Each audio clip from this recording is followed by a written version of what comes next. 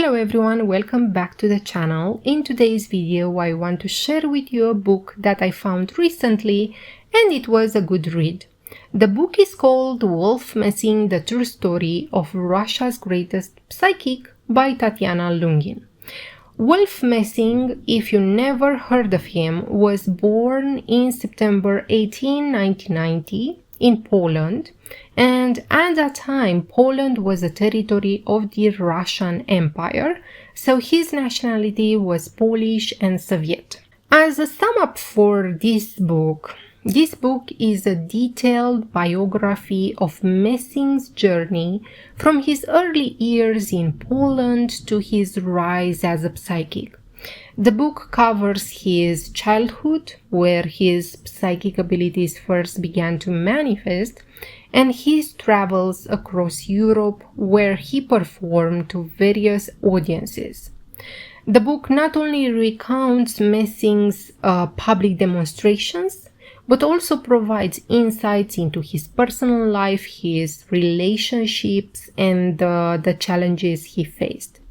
So this is like an introduction of what to expect from this book. But now let's dive into the actual book. I will not go through all the chapters, but I will give you an overview of some of them.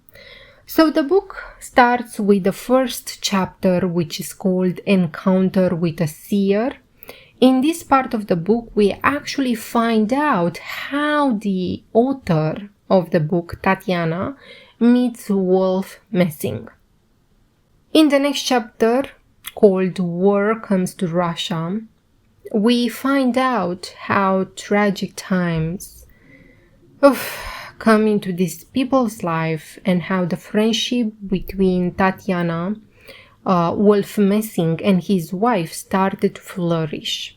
And in this chapter, we will read about how the war affected the author and also how the war affected people in general. Then we move on to another chapter called Wolf's Early Years. In this chapter, we get into Messing's personal history. The book reveals his early life, his struggles, and actually the development of his psychic abilities. His first manifestation of his power of suggestion, because that was his most pronounced ability, the power of suggestion over other people, occurred during his early stages of life, helping him avoid trouble with a train ticket inspector. So let me share the story because it's super interesting that you will find in this chapter. So as a young boy, at that particular time, Messing was 11 years old. He ran away from his Jewish school and he boarded into a train to Berlin without a ticket. And because of that, because he did not have a ticket, he hid under a seat to avoid being discovered. And when the train inspector found him and demanded a ticket, Messing was under immense stress, and he handed the train inspector a random piece of paper that he found on the floor. And desperate to avoid being caught, Messing intensely focused his thoughts, mentally urging the inspector to believe that that piece of paper was a valid ticket.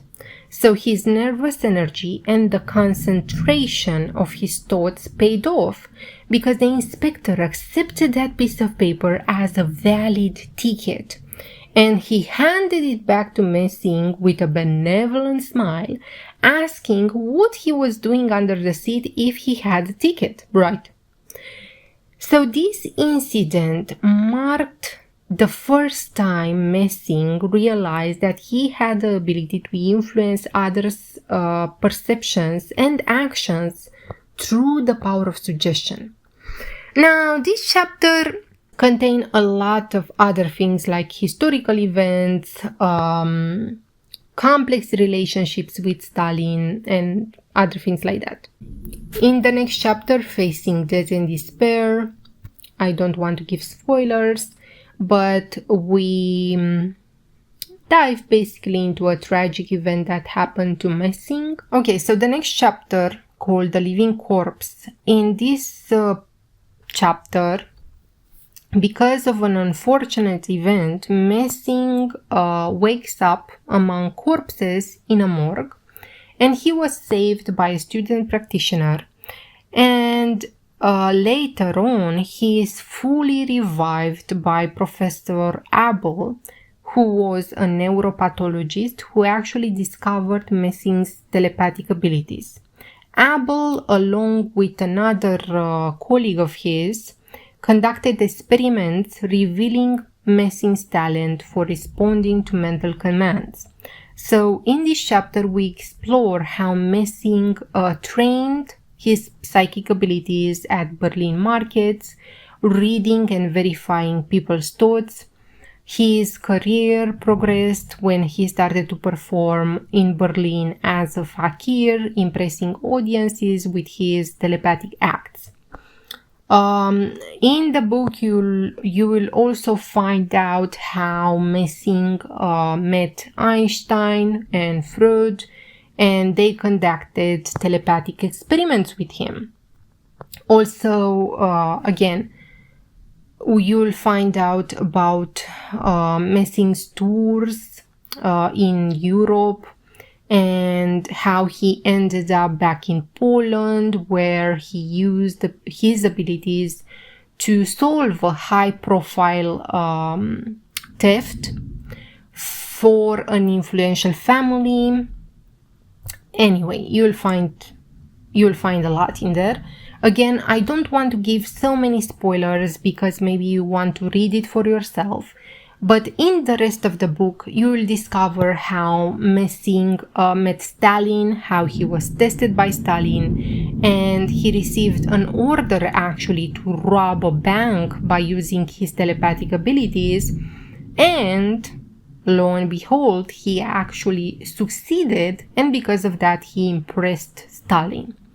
Despite his fame, you will see in the book that Messing always remained a humble man. He never exploited his powers for personal gain. He maintained a charming and unthreatening demeanor that likely helped him move in the Soviet elite. Now, as a conclusion, this book is actually a captivating biography. I really enjoyed reading it.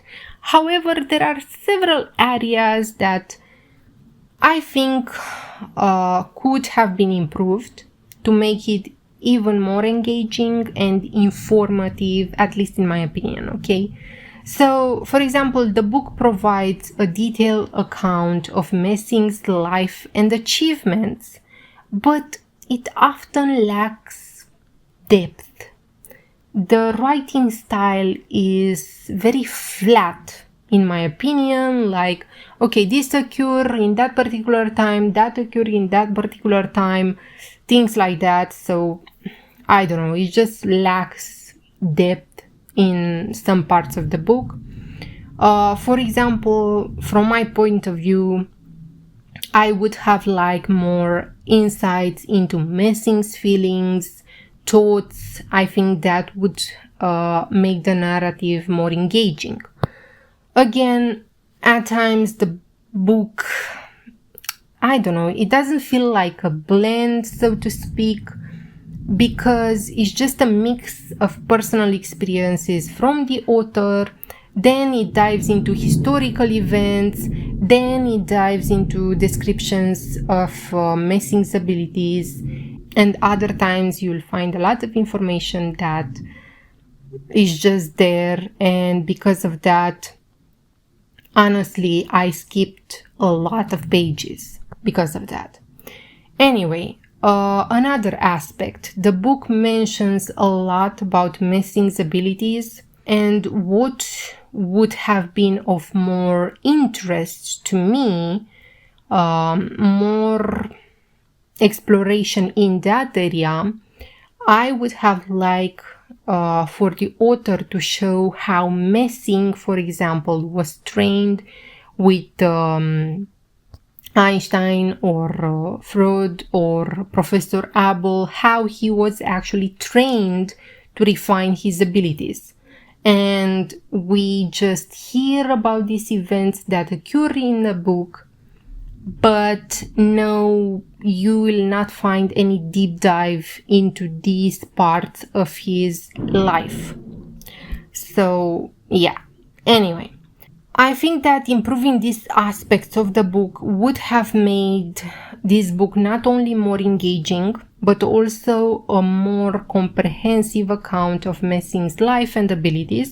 But overall, I think that the book remains a super valuable resource for those that are interested in psychic phenomena and the extraordinary potential of the human mind. So I think this is an important book for this area. Anyway, this is the book review. I think it's a good read. For example, I read it in one of my vacations, so it was super. And that's about it. Thank you so much for watching. Wish you a fantastic day and see you next time.